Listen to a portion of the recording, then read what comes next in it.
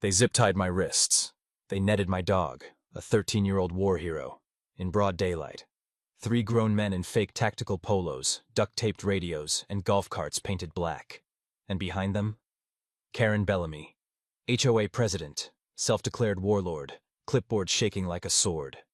"This is an official HOA operation," she barked.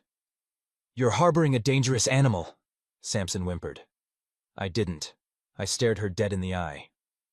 "I'm the sheriff," I growled.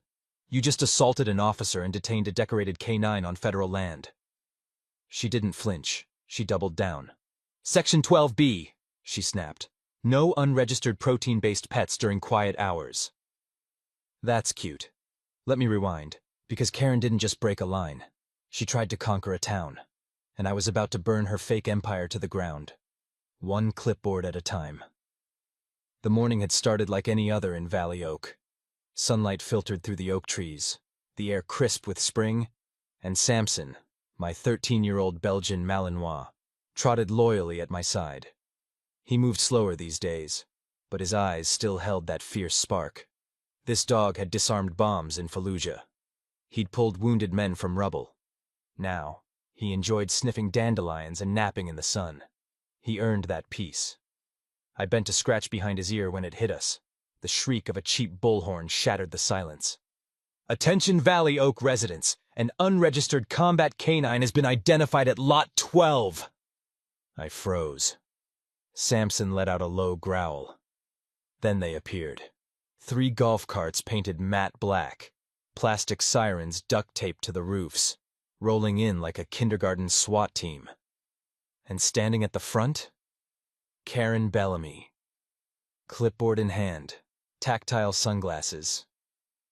That manic glint in her eye that meant someone's day was about to be ruined. "That's her," I muttered under my breath. "The HOA tyrant in yoga pants." Karen stepped off the cart like she was storming Normandy. "Sheriff or not," she barked, "you're harboring a threat to this neighborhood. That thing," she jabbed her pen at Sampson, "is a trained killer." I stood tall. He's a retired K-9 officer with more honor in his paws than you'll find in that entire HOA charter. Karen smirked.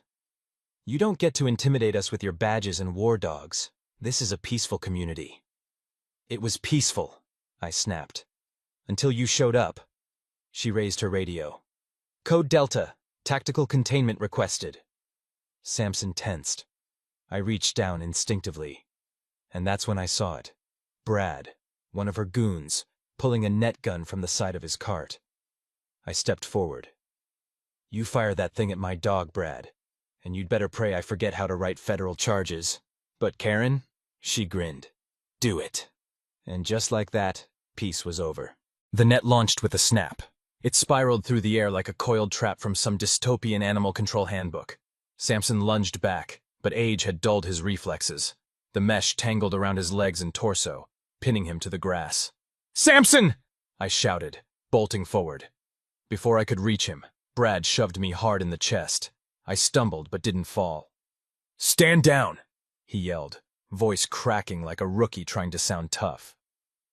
Todd came from behind and wrenched my arms back, snapping zip ties around my wrists with a painful bite. The plastic bit deep. I clenched my jaw. "You morons have no idea what you're doing," I growled. "This is unlawful detainment. You're trespassing. You're assaulting an officer of the law." But they didn't flinch. Karen stepped forward like a villain at curtain call, her grin wide, arms folded. "Oh, please, don't be so dramatic. You violated HOA Air and Safety Code 12B, unauthorized presence of a trained combat animal during a community-neutral zone. We're detaining for community protection." "He's a dog, Karen. A retired war hero, not a biological weapon." She tilted her head. "That's not for you to decide. I'm the events coordinator and temporary tactical liaison." I could barely believe the words leaving her mouth. "You made those titles up." She leaned in, voice low, venomous. "And guess what? Around here, made-up titles carry real power." By now, Sampson was whining, trying to paw his way out of the net. It twisted around his hind leg. The more he struggled, the tighter it cinched. The crowd that had gathered across the street gasped. "Let him go," I barked. "You want to arrest someone? Arrest me. But touch that dog again, and I'll file so many charges your HOA newsletter will need a legal section." Karen wasn't fazed. She reached for her radio. "Deploy canister 3, non-lethal animal compliance mist." Brad hesitated. Karen, I think we're pushing it." "Do it!" she shrieked. "He's resisting!" Just then, a kid's voice cut through the chaos. "Mom, why are they arresting Sheriff Luke and his dog?" Silence. Heavy. Sharp. The kid's mother pulled him close. Phones came out. Cameras rolled. My heart pounded. Not from fear, but rage. This wasn't about a dog. It wasn't about HOA bylaws. This was about control, and Karen was drunk on it. "I'll see every one of you in a courtroom," I said through gritted teeth. "You think zip ties and fake badges scare me? You're not prepared for what's coming." Karen just smiled wider. "You should have picked a different neighborhood, Sheriff." She turned her back, just as Samson let out a painful yelp. And I swore then and there, this wouldn't end in my yard. This would end in a courtroom. And she would be the one in restraints. If zip-tying a sheriff and netting his dog made your blood boil, type 3 in the comments and let's show Karen she just triggered the wrong neighborhood. The flashing red and blue lights tore through the cul-de-sac like judgment itself. Karen spun around, her smug expression flickering. For the first time, doubt crept across her perfectly contoured face. What is that?" she asked. "That," I said, smirking through the pain in my wrists, "is the sound of real law enforcement." A county cruiser skidded to a halt at the curb. Doors flung open. Deputies Maria Lopez and Rick Dunham stepped out, hands on their belts, eyes scanning the scene. Their gazes locked on me, trussed up like a criminal, and on Samson, still tangled and shaking beneath that ridiculous HOA-issued net. Rick's voice boomed. "What the hell is going on here?" Brad dropped the spray canister like it was radioactive. Todd froze mid-step, caught between me and the cart like a kid who got too deep into a prank. Karen marched forward before I could speak. "Officers, you're just in time. This man is impersonating a sheriff, obstructing HOA protocol, and harboring a weaponized canine." Rick blinked. "Karen?" "You know my name," she beamed, straightening her clipboard like it was a royal decree. "We're executing a citizen's arrest under Section 8C of the Valley Oak Tactical Mandate." "There is no Section 8C, I snapped. Maria moved to my side instantly, cutting the zip ties. "Sir, are you hurt?" "Only my patience," I muttered, rubbing my wrists. Rick walked up to Karen, arms crossed. "You detained the actual sheriff of this county. You realize that's a felony?" Karen didn't even blink. "He was grilling unauthorized meat last week. We have footage. This is a pattern of disruption." I couldn't help it. I laughed, loudly. "Grilling? That's your case? Next time maybe I'll register my chicken thighs with the HOA health department." Karen's nostrils flared. "Don't mock the system. The bylaws clearly state, 'No bylaw on earth supersedes the Constitution,' Karen," I shouted. "You zip-tied a sheriff, ordered a chemical agent on a dog, and deployed mall cops with golf carts." Maria stepped between us. "Sheriff, we've got this." Karen refused to back down. She thrust a citation toward me like it was a sword. Violation 5B, failure to disclose canine protein classification during HOA-designated quiet hours. Maria stared at the paper. "You've got to be kidding me." Rick shook his head, eyes narrowing. "We're opening a file. Now. Karen, don't say another word unless it's to a lawyer." Karen's voice rose like a shrieking kettle. "This is harassment. I'm the HOA president. I'll contact the Federal HOA Bureau." Everyone froze. Rick looked at her with quiet disbelief. "That's not a real thing." And just like that, Karen's fantasy kingdom began to crumble, one delusion at a time. Karen's face flushed a shade of red that could rival a fire truck. She jabbed her finger in the air like a dictator on a balcony. "This is a coordinated smear campaign," she shrieked. "You're all being manipulated by anti-HOA radicals." Rick turned to me. "Sheriff, do you want to press charges now or later?" "Later," I said coldly. I want her to hear what's coming first. And then, something shifted. Across the street, Mrs. Bellamy, no relation, stepped out from behind her hydrangeas. She was usually silent, the type to wave politely and retreat. But now, her voice rang out. She fined me $200 because my wind chimes were spiritually disruptive. Gasps followed. Then came Mr. Tanner. She threatened me with legal action if I didn't repaint my driveway a friendlier beige. I had just buried my wife. Then Monica Torres. She made me cry in front of my kids because I had a rainbow chalk drawing on the sidewalk, said it was graffiti. Karen's head jerked side to side like she was watching her empire collapse brick by brick. They're lying. These people are unstable. I stepped forward, voice hard as steel. No, Karen, they're done being silent. You ruled this place with fear and made up laws to feed your ego. But today, the silence ends. This is slander, she barked. No, I said. This is witness testimony. The crowd was growing. Phones out, cameras recording. Samson, now freed from the net and lying by my feet, lifted his head and gave a low growl, like he could smell the rot behind her perfume. Maria radioed in. HQ, we're gonna need to document multiple claims of harassment and unlawful enforcement activity. Karen backed up a step. Her voice cracked now, not from rage, but panic. You can't do this to me. I'm the president. Rick stepped closer. You were, but now, you're under review. And then came the moment that flipped the entire power dynamic. Little Joey Miller, all of 7 years old, stepped forward, gripping his mom's hand. She yelled at me for waving my flag on Veterans Day. She said it wasn't HOA approved. That did it. A murmur swept the crowd. A woman began to cry. Someone whispered, "Enough." I met Karen's eyes, finally shaken, finally cracking, and said with finality, "This started with you trying to leash a war hero. Now you'll answer for every leash you ever tried to wrap around this community." And for the first time, Karen had nothing to say. The crowd eventually dispersed, but the damage was done. Karen had retreated to her house, slamming the door like a petulant monarch deposed from her throne. But I knew better. People like her didn't disappear. They regrouped. So I got to work. That night, a knock came at my door. It was Jason Linwood, the neighborhood tech guy, barely 25, nervous, and holding a laptop like it was a bomb. "Sheriff," he whispered, I think you need to see this." He pulled out a chair and opened a folder titled Sky Eye. What I saw made my blood run cold. Grainy footage, my backyard, my voice, barely audible through static, talking to a DEA contact. Jason looked pale. "She's been flying a drone over multiple homes, recording audio, video. This one picked up your call." "How long has this been going on?" I asked, voice flat.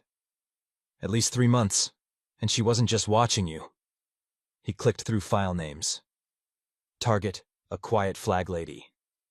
Target C pool renovation. Under observation sheriff. Each had video, time-stamped. Some showed kids playing. One captured a couple arguing inside their home. Another, a birthday party with Karen's voice narrating like a twisted nature documentary. Unpermitted inflatable, excessive decibels, sugar-based beverages, all violations. I leaned back, fists clenched. She turned a neighborhood into a surveillance state. Over cupcakes. Jason whispered. I found a folder labeled Contingency Sheriff. "Want to see it?" "Play it." An email thread popped up. Karen had written, "If he retaliates, we'll need leverage. Use Brad. Use the footage. Trigger Section Gray if necessary." I stared. Section Gray? "There is no Section Gray," Jason said. "She made that up, but she acted like it was a nuclear protocol." My phone buzzed. A message from Julie, the HOA treasurer. She'd been quiet for years, too scared to challenge Karen. Until now. We met in the back booth of a Greasy Spoon diner. She handed me a flash drive and looked over her shoulder like someone might be listening. I kept copies, she whispered. Budget logs, internal memos, fake invoices. I should have spoken up sooner. You're speaking now, I said. That's what matters. Back at my desk, I opened the drive. Inside, hell. $43,000 for neighborhood tactical readiness. $6,800 for covert aerial monitoring. Emergency preparedness meals from a catering company, delivered to Brad's house every Thursday. She used HOA dues to feed her fantasy army. I slammed the desk. She wanted control, she wanted obedience, and now she's going to get investigated. The evidence was airtight. The drone footage, federal crime, the audio surveillance, wiretapping, the phony funds, financial fraud. Karen hadn't just broken rules. She declared war on her own neighborhood, and I was done playing defense. We didn't come in with sirens. We came in with silence. 3 unmarked vehicles, 2 federal agents, and a drone forensics specialist from the city. The warrant, signed, sealed, and stamped with federal authority, sat in my glove box like a loaded weapon. I parked across the street, arms folded, eyes locked on one house, Karen Bellamy's castle of clipboards. She stepped out onto her porch mid-yawn, dressed in a pink bathrobe, sipping from a mug that read, Boss Lady. When she saw the convoy, her face tightened. What is this? Who the hell are you? An agent stepped forward. Federal investigators. Step aside, ma'am. We have a warrant. This is my private property. You can't just barge in.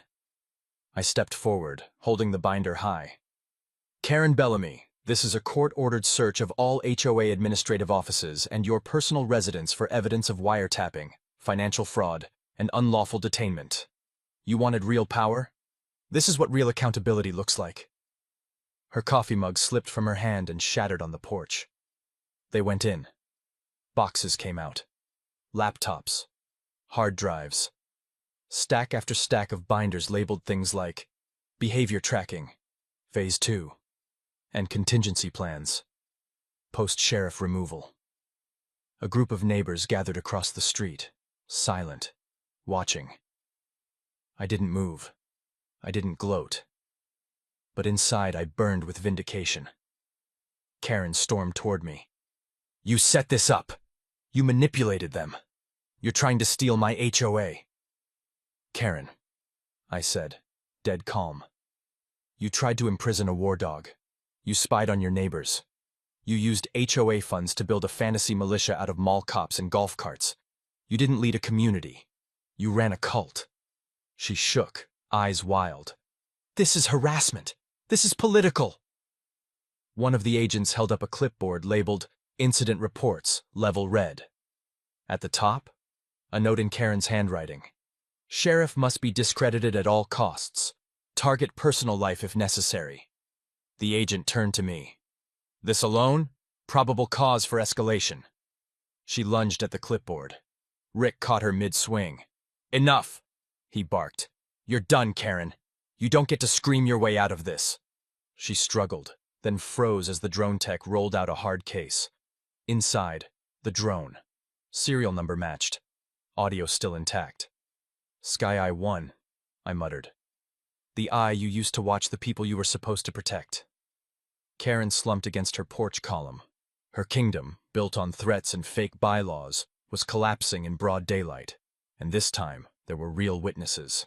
Courtrooms are supposed to be places of order, of logic, law, and facts.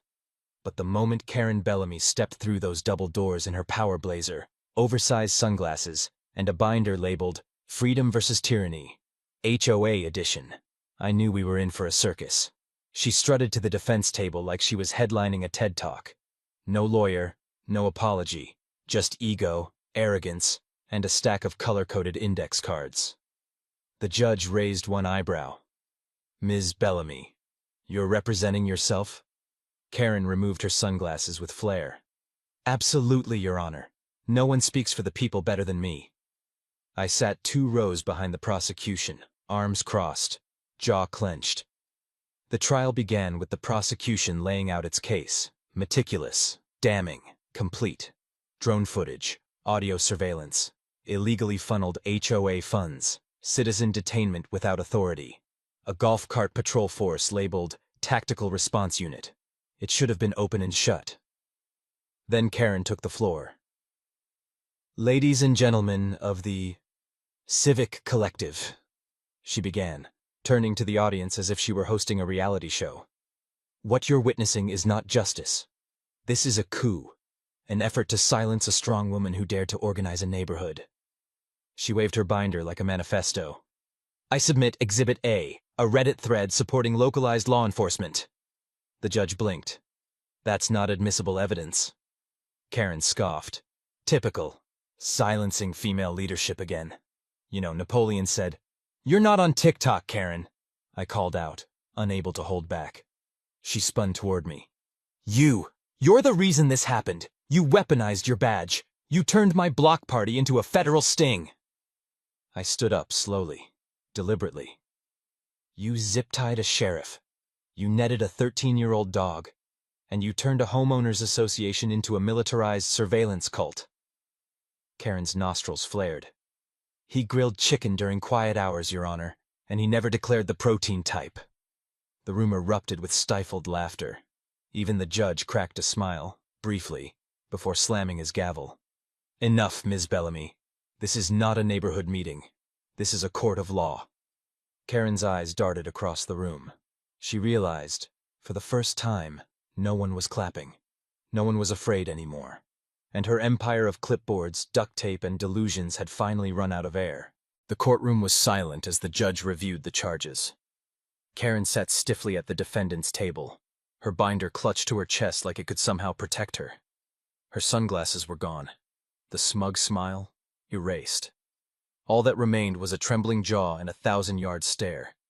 Reality had finally breached the walls of her fantasy HOA empire. Ms. Bellamy, the judge began, voice level but firm. You are hereby found guilty on 6 counts: impersonating law enforcement, illegal surveillance, unlawful detainment, financial fraud, wiretapping, and harassment. Karen flinched with each word like they were slaps to the face. You turned a neighborhood into your personal kingdom, the judge continued. You abused power you were never meant to have. You hurt people under the illusion of order. And you justified it with nothing but arrogance and made-up regulations. He paused, then added, just loud enough to sting. No one is above the law, not even you, Madam President. Karen tried to speak, but the words caught in her throat. What came out was a choked whisper. I was trying to bring structure. The judge ignored it. You're sentenced to 800 hours of community service under direct county supervision. A lifetime ban from holding any leadership position in a registered HOA, and full financial restitution to the residents of Valley Oak. No prison. No cuffs. And yet, I could tell. It hit her harder than a jail cell ever could. She didn't cry. She didn't plead. She just sat there, deflated, finally. 2 weeks later, I saw her again. She shuffled into the county sheriff's department, my precinct, wearing a neon vest, pushing a cart full of mail. Her face was pale, hair tied tight. Her hands trembled as she signed her time card. I sipped my coffee, leaned against the break room doorway, and offered a calm nod. Morning, Karen. She didn't answer.